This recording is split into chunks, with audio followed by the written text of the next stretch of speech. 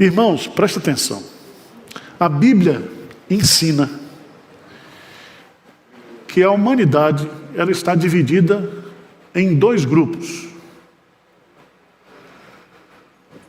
Todos os seres humanos, toda a população que vive hoje, são criaturas de Deus. Mas dentre essas criaturas, existem alguns que são filhos de Deus. Por que são filhos de Deus? Porque foram regenerados. Porque nasceram de novo. Lembra que Jesus disse para Nicodemos, aquele que nasce da carne é carne, e aquele que nasce do Espírito é Espírito. Todos nós nascemos na carne e somos pecadores. Mas nem todos nós nasceram de novo.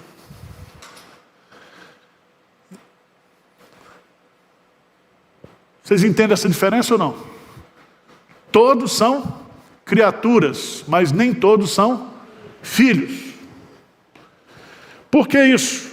Porque a Bíblia ensina assim. E os teólogos de Westminster resumiram esse ensino chamado a doutrina da adoção da seguinte maneira: todos os que são justificados, é Deus servido em seu único Filho Jesus Cristo por ele, fazer participantes da graça da adoção. Por essa graça, eles são recebidos no número dos filhos de Deus e gozam a liberdade e privilégio deles. Têm sobre si o nome deles, recebem o espírito de adoção, têm acesso com confiança ao trono da graça e são habilitados a chamar Deus de Abba Pai. São tratados com comiseração, protegidos, providos e por ele corrigidos, como por um pai. Nunca, porém, abandonados, mas selados para o dia da redenção e herdam as promessas como herdeiros da eterna salvação. Amém? 1 João 3 vai responder a seguinte pergunta: quem são os filhos de Deus? Quem são os filhos de Deus? Vamos ler os versos 1 e 2, que João vai nos mostrar aqui alguns pontos principais dessa doutrina. Ele diz assim: vede que grande amor nos tem concedido o Pai, a ponto de sermos chamados filhos de Deus. E de fato somos filhos de Deus.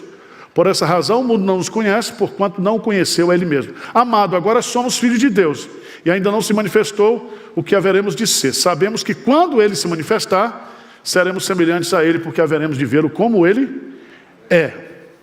Então veja bem, o verdadeiro filho de Deus, o verdadeiro cristão, é aquele que nasceu de Deus, aquele que é nascido de Deus.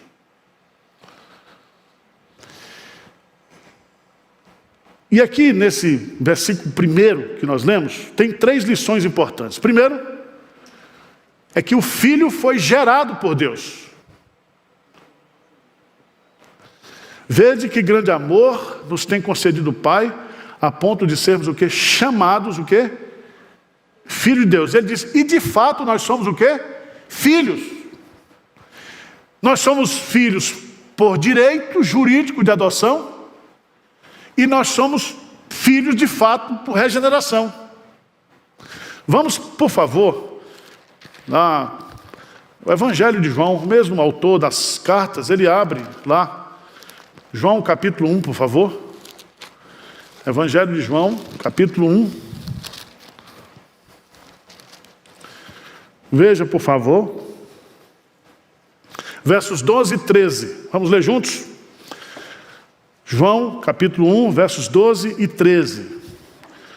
Vamos lá? Mas a todos quantos os receberam, deu-lhes o poder de serem feitos filhos, a saber, aos que creem no seu nome, os quais não nasceram do sangue, nem da vontade da carne, nem da vontade do homem, mas de Deus. Então preste atenção aqui. Quando você recebeu a mensagem do Evangelho, você creu em Jesus Cristo, Deus lhe deu o poder de você ser feito. Você não era, você não se fez, ninguém fez você filho de Deus. Veja que a Igreja Católica Apostólica Romana, ele pega uma pessoa e canoniza essa pessoa, dizendo que essa pessoa é o quê? Santo. Aqui para nós, todo filho de Deus é santo, sem a canonização do Vaticano. Quem nos canonizou foi Deus mesmo. Então, quando você nasce de novo, quando o Espírito Santo opera a regeneração em você, você agora passa a ser o quê? Filho de Deus. Por isso que João vai dizer, de fato, nós somos o quê? Filhos. O filho, ele é gerado por Deus. Segundo lugar, que ser filho de Deus é um ato de amor. Veja o que João diz, vede com grande amor.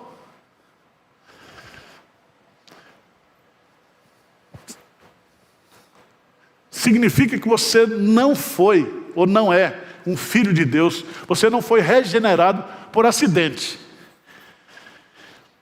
Tá certo? Você se tornou filho de Deus porque Deus tem um grande amor por você. E por isso que Ele regenerou você. E Ele colocou dentro de você o Espírito Santo e selou você com propriedade exclusiva dEle. E botou você para fazer parte da família dEle. O Filho, ele é uma concessão do gracioso amor de Deus. O amor de Deus, ele é grande no seu tamanho. O amor de Deus é grande na sua durabilidade. Ele é eterno. O amor de Deus, ele é também um amor imerecido, incondicional. Não havia em mim, em você, nenhum mérito para que Ele nos amasse. Por isso que o amor de Deus é ágape, é amor de Deus. Só Ele tem. Terceiro lugar, é que nós, como filhos de Deus, nós não somos reconhecidos pelo mundo como filhos de Deus. Porque só pode reconhecer quem é filho de Deus quem conhece a Deus. Entenderam isso? Veja o que João diz aí. João diz assim, por essa razão o mundo não nos conhece, porquanto não o conheceu o quê? A Ele mesmo. A Ele mesmo. Então, o mundo olha para você e diz, não sabe se você é filho de Deus. Porque só Deus conhece aqueles que são seus. Só Deus. Do ponto de vista visível, ninguém pode dizer aqui, você é joio, você é trigo, você é filho de Deus, você é filho do diabo. Existem outros critérios para saber isso aí, nós vamos ver. Tá certo? Agora, irmãos, o que eu acho bonito nesse texto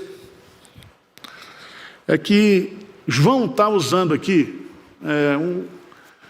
um raciocínio de um filósofo pré-socrático chamado Heráclito. E Heráclito, ele dizia que o ser nunca é. O ser é sempre um devir ou um vir a ser. Vocês entenderam? Então, por exemplo, Heráclito dizia, você, William, você não toma banho no mesmo rio por 2 vezes. Porque quando você for banhar no rio, o rio está correndo, a água não foi aquilo que você banhou. E você também está num processo de transformação. Então, nem você é o mesmo, nem o rio é o mesmo. Agora veja a sabedoria do Espírito Santo usando João aqui. Ele diz, agora, versículo 2, amados, agora somos filhos de Deus. Se ele usa o advérbio de tempo, agora somos filhos de Deus, é porque antes nós não éramos. Ninguém nasce filho de Deus. Você nasce filho de Adão, do primeiro Adão. Depois, se você passar pela regeneração, você é filho de Deus. Você entendeu? Então, João diz, agora nós somos. Antes nós não éramos. Mas veja que ele vai usar aqui também o futuro. Veja que ele diz. Versículo 2, vamos ler juntos? Amados, agora somos o quê? Filhos de Deus. E ainda não se manifestou o que haveremos o quê? De ser. Então o ser no passado, o ser agora, no presente, e o ser no futuro. O que nós seremos no futuro? Veja o que ele vai dizer. Sabemos que quando ele se manifestar, seremos o quê? Semelhantes a ele, porque haveremos de vê-lo como ele é. Então nós estamos aqui o ser no pecado, o ser regenerado e o ser o quê? Glorificado. Então nós somos de fato, como diz Raul Seixas, uma metamorfose ambulante. Tá certo? João está ensinando isso para a gente. Graças a Deus eu não sou mais o que eu era. Mas graças a Deus também, porque eu não vou continuar sendo como eu sou, porque Deus está me melhorando. E um dia nós seremos semelhantes a Jesus. Porque antes de vê-lo como ele é, nós precisamos ser o quê? Glorificado, ressuscitado. E aí nós vamos vê-lo face a face. Tá certo? Aí, como questionou o pastor Hernandes aqui, você leve suas perguntas para perguntar para Deus lá, que Deus vai gastar um tempo danado de responder, tá? Suas dúvidas, que você é muito inteligente, está cheio de dúvidas, né? E você vai aprender que o céu é autoexplicável, né? Quando vier o que é perfeito, nós haveremos de vê-lo como ele é. E nós também conheceremos como também somos o quê? Conhecidos. Essa parte eu fico com medo. Porque do pouco que eu me conheço, eu já estou arrependido, imagina. Se eu me conhecer como eu sou conhecido, já pensou? Mas está na Bíblia, nós vamos tomar posse, né? Vamos lá, irmãos, seguindo adiante. Se você observar bem, o mundo não somente desconhece os filhos de Deus, mas veja lá, no versículo 13 de 1 João 3,13, veja lá, 1 João 3,13, o que ele diz? Irmãos. Por que ele está chamando nós de irmãos? Porque nós somos o quê? Filhos, e porque Deus é o nosso Pai. Por isso que a palavra na Bíblia mudou para irmãos. Irmãos, somos da família de Deus. Irmãos, versículo 13, não vos maravilheis se o mundo vos odeia.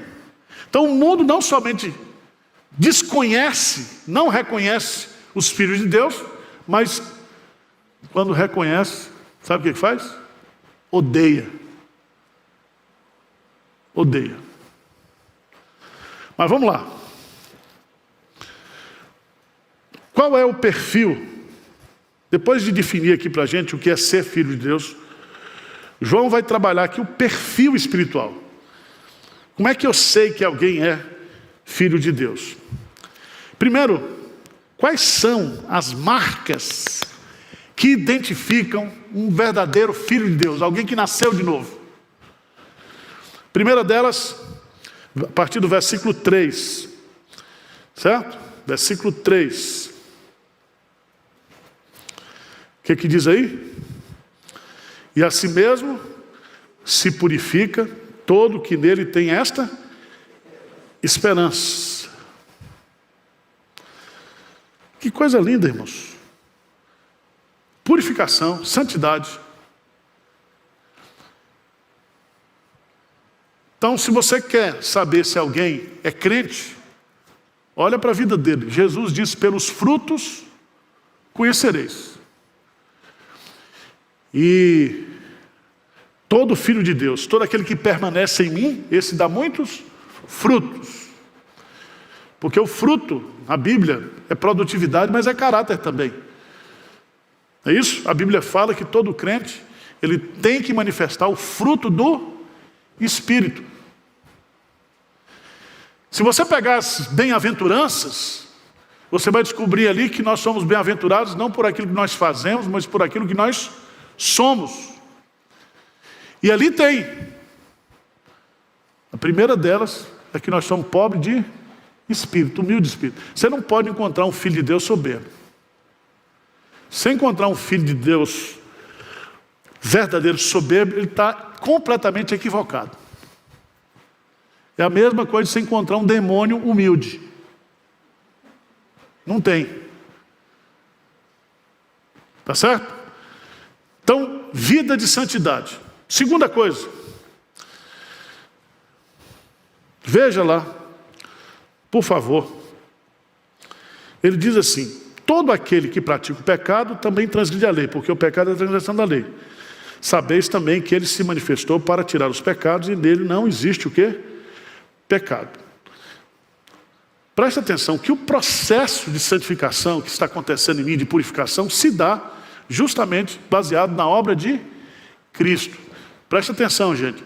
A justificação pela fé é uma obra da graça. A santificação, a purificação também é uma obra da graça de Deus. A fonte da purificação é a cruz. Tá certo? Você veja lá, por favor, volta um pouquinho aí.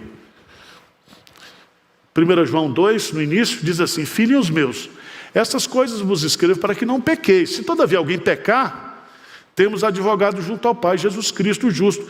E Ele é a propiciação pelos nossos pecados, não somente pelos nossos próprios, mas ainda pelos do mundo inteiro. Então, a obra da regeneração se fundamenta em Cristo, a obra da santificação também é pelo poder do sangue de Jesus. Mas veja, que João vai usar aqui alguns argumentos para dizer que a segunda marca do verdadeiro Filho de Deus é que ele não tem prazer no pecado. E por ele não ter prazer no pecado, ele não fica pecando habitualmente. Ele não tem um estilo de vida pecaminoso. Ele luta contra o pecado. Ele luta para não pecar. Quando ele peca, ele fica triste. Quando ele peca, ele se humilha diante de Deus, confessa o seu pecado e recebe a purificação. O crente vive lutando contra o pecado. Tá certo? No dia que você se acostumar com o pecado, aí se questiona se você é convertido mesmo. Veja no texto que João vai dizer que o verdadeiro Filho de Deus, ele foi liberto da escravidão do pecado. Ele não pode viver mais pecando de forma deliberada. Então tem os embalos no sábado à noite, não tem? Tem ou não tem? Tem ou não tem? Os embalos. Por isso que a gente faz de adolescente e de jovem todo sábado. Que é para gente segurar eles aqui.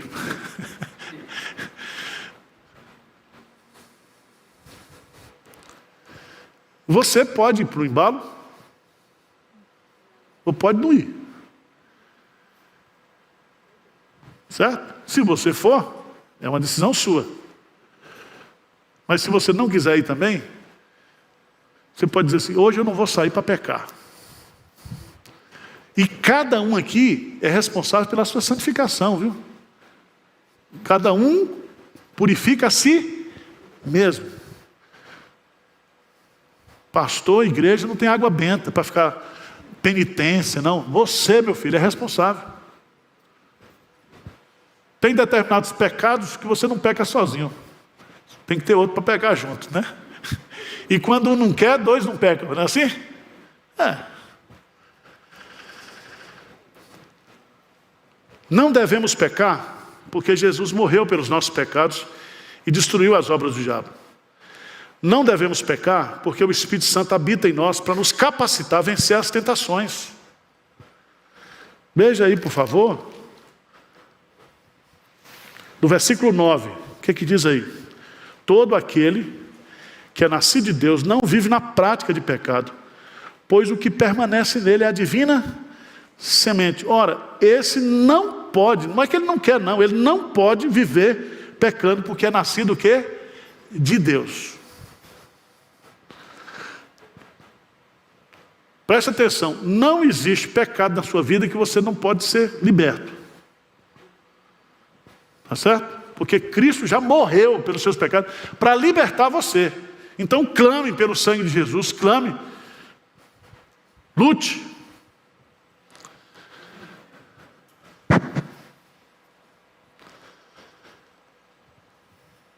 Mas aqui, irmão, João vai usar um termo muito pesado aqui. Veja lá no versículo 8 de 1 João 3,8, o que ele diz? Aquele que pratica o pecado procede de quem? Do diabo. Porque o diabo vive pecando desde o princípio. Para isto se manifestou o Filho de Deus para destruir as obras do pecado.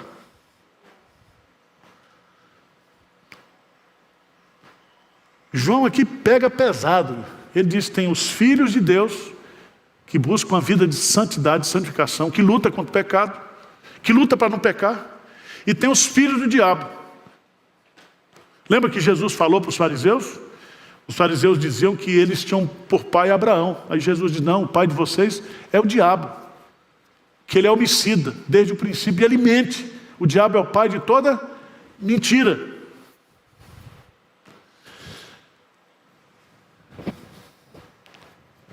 Crente não pode ser mentiroso, pode? Do ponto de vista de natureza, pode? Não deve, não pode. Não pode. Você pode até aumentar, mas mentir não.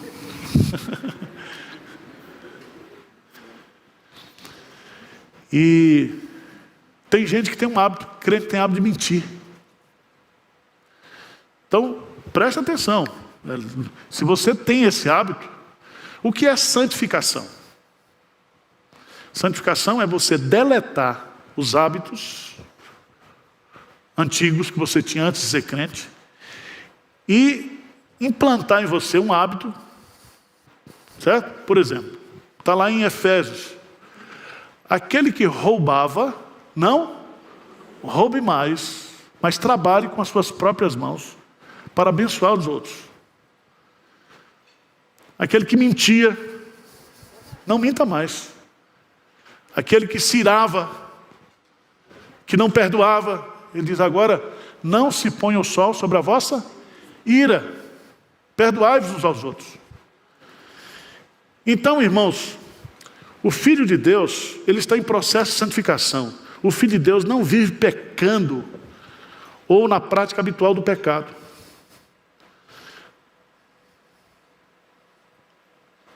Mas tem outra coisa aqui. Ele vai dizer, no versículo 10, nisto são manifestos os filhos de Deus e os filhos do diabo. Todo aquele que não pratica justiça não procede de Deus, nem aquele que não ama o quê? A seu irmão. Preste atenção. O Filho de Deus ama o quê? Os seus irmãos, porque também são filhos do mesmo Pai. Por que que Jesus, quando ensinou a oração do Pai Nosso, ele disse Pai Nosso? Não diz Pai meu. Hein? Porque é a oração da família. Você não é mais filho de Deus do que eu. Deus não tem filho predileto. Deus não tem sobrinho. Falo para os batistas aqui. Deus não tem sobrinho. Deus tem filho. Nós somos filhos dele. E aqui é muito interessante. Esse amar o irmão é uma questão de vida ou morte. Veja lá no versículo 11, 3:11. Diz assim, porque a mensagem que eu ouvi desde o princípio é esta, que nos amemos uns aos outros. O meu mandamento é este, que vos ameis uns aos outros, assim como eu vos amei. Então o amor é um mandamento. Não quer saber se você gosta de amar. Nós somos seletivos, né? Tem uns irmãos na igreja igual pastor. O pastor tem umas ovelhas que é fácil amar, mas tem umas que dá vontade só de bater. Então, nós precisamos amar uns aos outros. E é tão bonito isso, porque o verdadeiro Filho de Deus ama o seu irmão. E há 4 níveis de relacionamento aqui que ele vai usar como exemplo. Veja aí, versículo 12. Não segundo Caim, que era do maligno e assassinou a seu irmão. E por que assassinou? Porque as suas obras eram más e as de seus irmãos o quê? Justos. Presta atenção. Quem ama, não mata.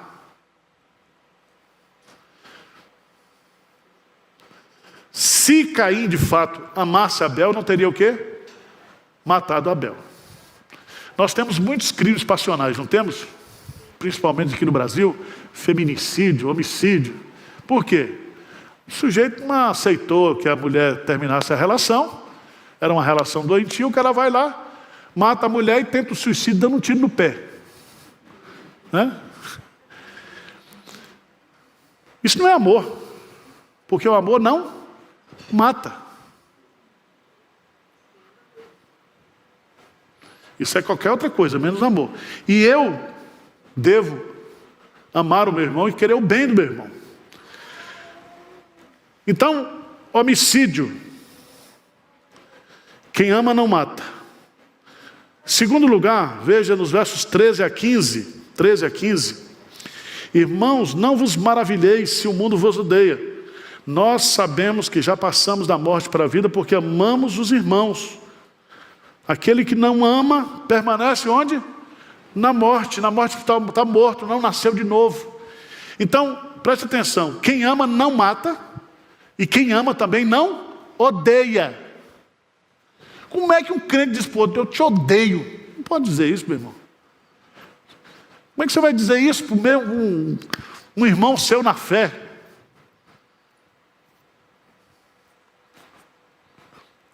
Está filosófico demais o estudo ou está dando para acompanhar? Outro dia eu ouvi uma irmã aqui falar, assim, falou, pastor, eu não gosto de ninguém, eu não tenho amor a ninguém, mas sou crente. Eu não falei nada, né, porque eu sou educado, mas cada um quer ser crente do seu jeito. Eu sou crente, mas é do meu jeito, não é do seu jeito, é daqui, a Bíblia está falando. Quem é nascido de Deus ama o seu irmão, não mata o seu irmão, não odeia o seu irmão. Não odeia.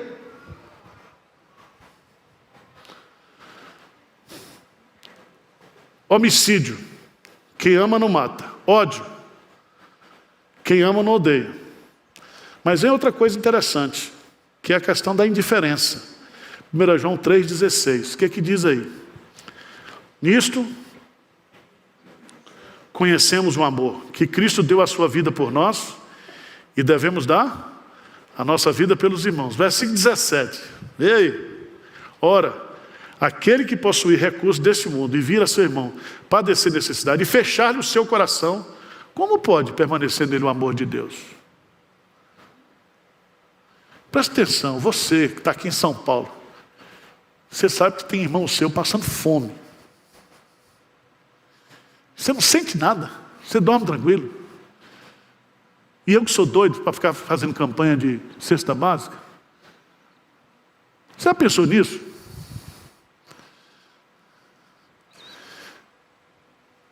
Quem ama não é indiferente ao sofrimento do irmão. Veja na sua casa, né? Pelo menos na minha casa eu aprendi do meu pai isso. Nós nos ajudamos uns aos outros. Não adianta um irmão ter a casa, nós não temos onde morar. Vamos fazer uma vaquinha, vamos abençoar, vamos dar um jeito. E nós temos que fazer isso na igreja também. Nós não podemos ser indiferentes. Eu vou falar sobre isso no culto das 11, porque igreja é relacionamento. Se você não gosta de relacionamento, vai para o inferno. Lá ninguém vai se relacionar. E lá vai ter ex-ricos, ex-doutores. Só vai ter assim, só gente que está na Forbes hoje. Tá? Porque nós, e eu fico, presta atenção, se você não consegue amar, se você não consegue abençoar seu irmão agora, como é que você vai viver a eternidade toda com ele? E se Deus botar você com esse irmão que você não gosta no mesmo beliche? Assim, você tem que dormir? O que você vai fazer? Então, irmãos, como é que pode isso? As pessoas ficarem se agredindo na internet, se agredindo, falando mal dos outros. Tem um pastor aí que gosta de mídia, né? Já foi um dos grandes evangelistas, mas é um cara amargurado hoje. Ele só faz fofoca, fala mal da igreja, fala cada heresia, e os crentes gostando. Pior que é isso. Falando de sujeira, de pecado, que ele sabe tudo. Porque o prazer de Deus é esconder o pecado, é cobrir o pecado, é perdoar o pecado. Mas tem gente que tem prazer em publicar o pecado dos outros. E aí, meus amados irmãos, tem gente que ainda fica mandando mensagem para mim. O que você achou? Eu falei, meu irmão, eu não tenho tempo para gastar com isso não. Se o cara é crente, ele está na família. Não é assim? Veja uma mãe que tem um filho preso. Deixou de ser filho porque está preso? Não está. Está lá na porta todo dia. Faz visita, ora, luta. Todos nós temos erros, irmãos. Todos nós temos pecados. E a Bíblia diz que quem recebeu misericórdia tem que exercitar o quê? Misericórdia. Não é na oração do Pai Nosso, que é a oração da família? Pai, perdoe as nossas dívidas, assim como nós perdoamos aos nossos devedores. Então, quem semeia misericórdia, colhe misericórdia. Porque enquanto nós estivermos nessa vida aqui, quem pensa que está de pé, cuidado para que não caia. Todo mundo aqui tem pé de barro, tá? Todo mundo. Agora é triste. Então, os níveis aqui. 4 níveis. Quem ama não mata. Homicídio. Quem ama não odeia. Ódio. Quem ama não é indiferente à necessidade do outro. Ele não pode ver um irmão passando necessidade e não ajudar. Não ajudar. É isso que Jesus... E aqui coloca o exemplo de Cristo. Todo mundo aqui gosta de João 3,16, não gosta? O que diz lá? Porque Deus amou o mundo de tal maneira que deu e o seu Filho unigênito para que todo que nele crê não pereça, mas tenha a vida eterna. Mas todo mundo detesta 1 João 3,16. O que 1 João 3,16 diz? Nisto conhecemos o amor, que Cristo deu a sua vida por nós e devemos dar a nossa vida pelos nossos o quê? Irmãos.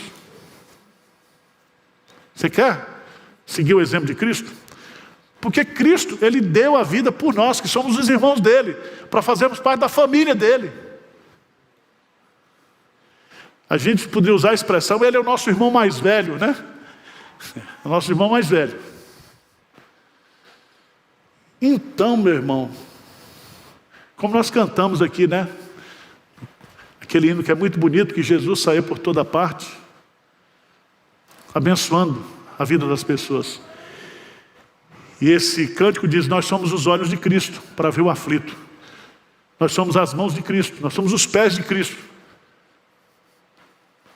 Então, meus irmãos, cristianismo é a encarnação de Cristo. É fazer aquilo que Cristo fez, é imitar a Cristo. Vocês estão entendendo ou não?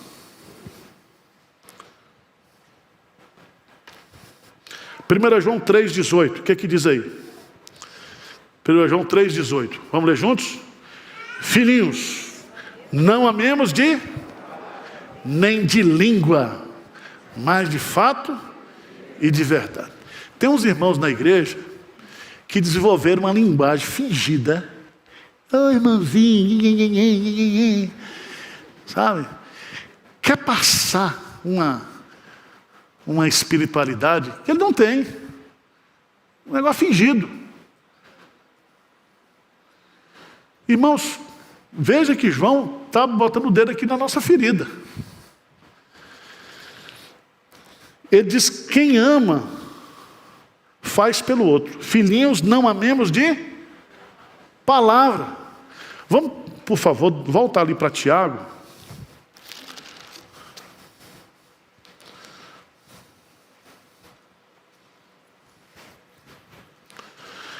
Capítulo 2, versículo 15 e 16.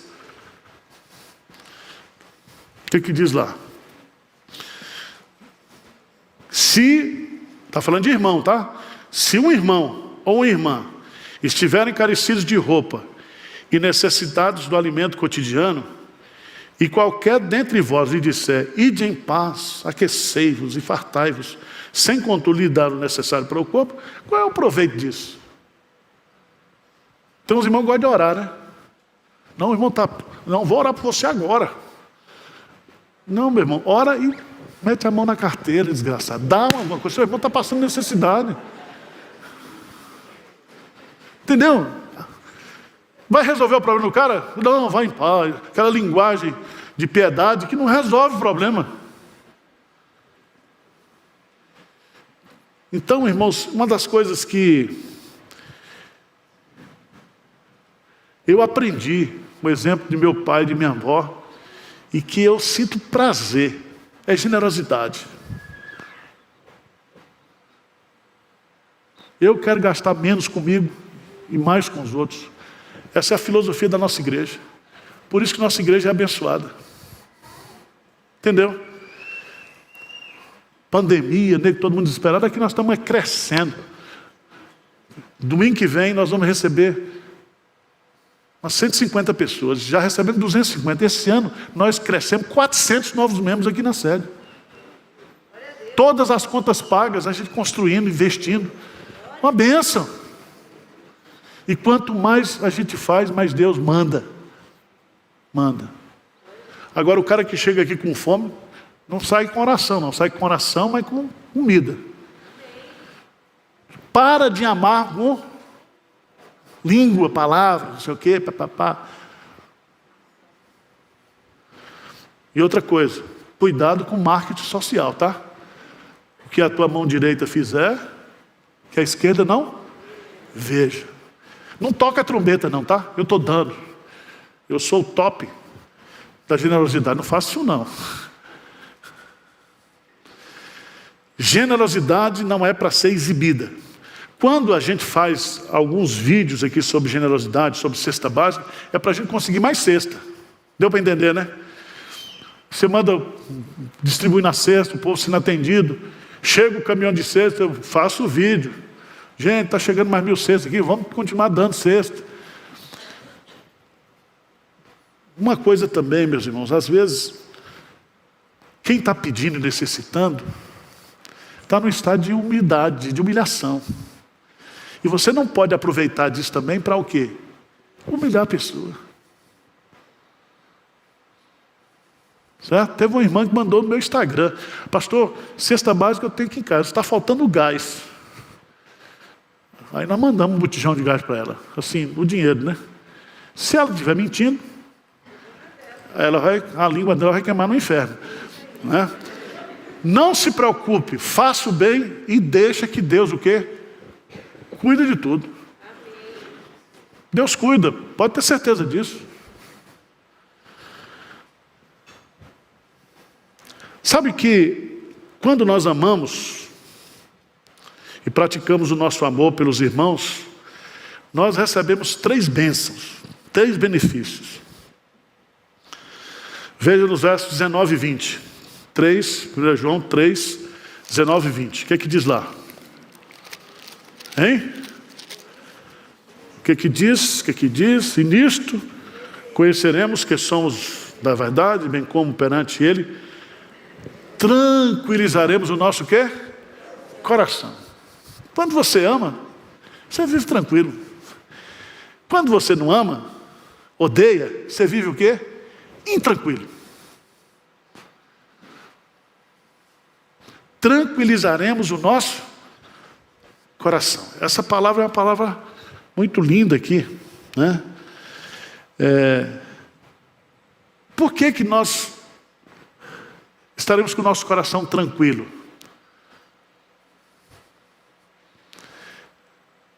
É porque Deus diz que é para eu amar. Se eu não amo, se eu sou indiferente à necessidade do outro, eu fico o quê? Perturbado.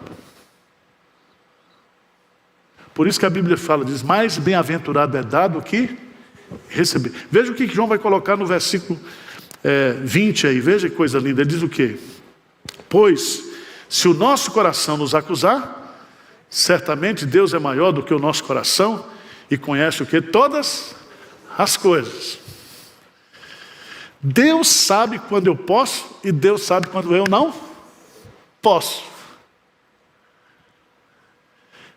Lembra de Jesus lá no templo? Eu acho que Jesus não tinha o que fazer. Ele sentou perto do gasofilaço. É como se ele sentasse aí onde está o irmão. Sinceramente o gasofilaço ficava aí. E ele ficasse observando como é que as pessoas faziam a oferta. E aí veio uma viúva pobre. Então ele chama os discípulos e diz, olha, essa mulher aqui, apesar da quantidade que ela deu, são 2 moedas, ela deu mais do que todos aqui. Porque todos deram do que sobraram. Ela deu tudo o que tinha, porque ela depende de Deus, porque Deus é o pai das viúvas e dos órfãos. Então é muito bonito isso, porque Deus sabe tudo, conhece tudo. Então meu coração não vai acusar se eu preciso dar, mas não tenho o que dar. Deus sabe. Tá certo, gente? Então,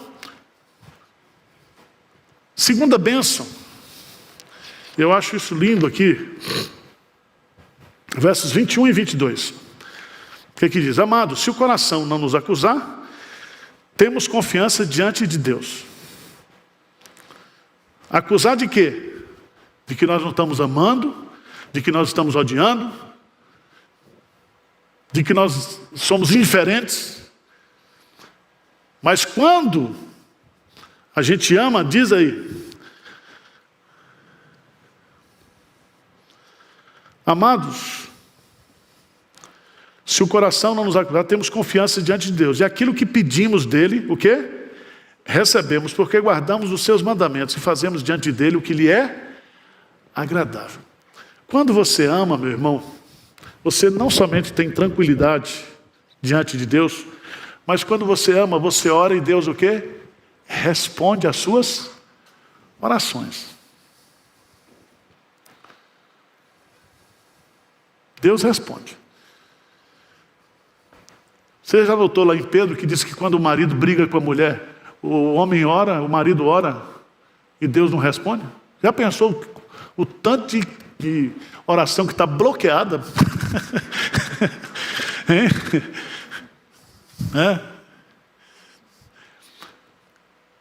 Então eu acho interessante, sabe o que acontece aqui em Pinheiros? O cara fala assim, pastor, o senhor pede muito. Eu peço, mas não estou pedindo para mim, não. Estou pedindo para mim.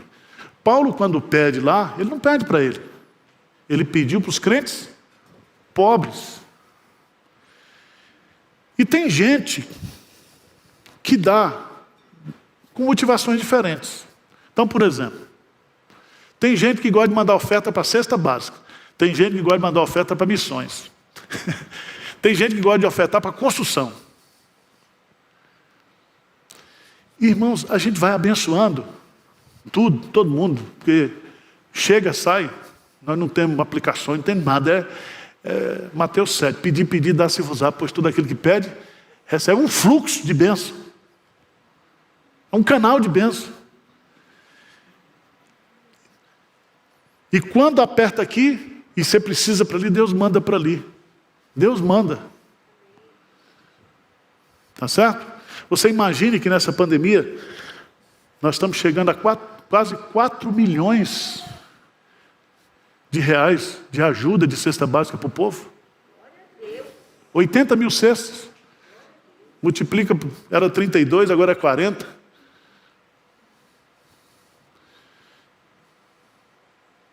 E essas pessoas são gratas, essas pessoas louvam a Deus.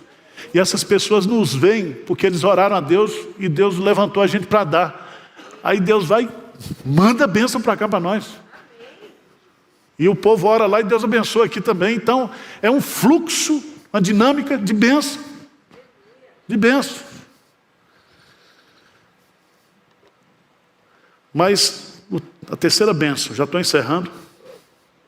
Versos 23 e 24. Ora, o seu mandamento é este, que creiamos em nome do seu Filho, Jesus Cristo, e nos amemos uns aos outros, segundo o mandamento que ele nos ordenou. E aquele que guarda os seus mandamentos permanece em Deus, e Deus nele. E nisto conhecemos que ele permanece em nós, pelo Espírito que nos deu. Sabe o que significa isso aqui? É que quando nós amamos os nossos irmãos, nós temos permanência ou estabilidade, o quê? Espiritual. Eis que vos mostro o caminho sobre modo excelente. Que caminho é esse? É o amor. Agora, pois, permanece a fé, a esperança e o amor. O maior deste é o amor. Amor. Irmãos, que você seja mais amável, tá? Que nós amemos mais uns aos outros, que nós sejamos mais solidários. Se você está com raiva de alguém aqui na igreja, inclusive de mim, que eu falo muita besteira, eu libero perdão para você, você fala, libera para mim também, aí a gente vai resolvendo. O pastor Jeremias, lá da 8ª igreja, disse, quem está com raiva de mim, manda um e-mail. Aí congestionou a caixa dele. Então, isso aí eu não faço. Mas é bom demais. Ontem, lá em Roraima, nós ajudamos a construir um templo lá. Projeto Mão na Massa. 30 homens construíram um templo em um mês. Um mês. Foram para lá. Foi o mesmo que construiu aqui em Miguelópolis. E aí, você vê a felicidade do povo, a alegria, a gratidão. Quanto mais a gente ajuda, quanto mais a gente abençoa, mais nós somos o quê? Abençoados. Vamos ficar de pé?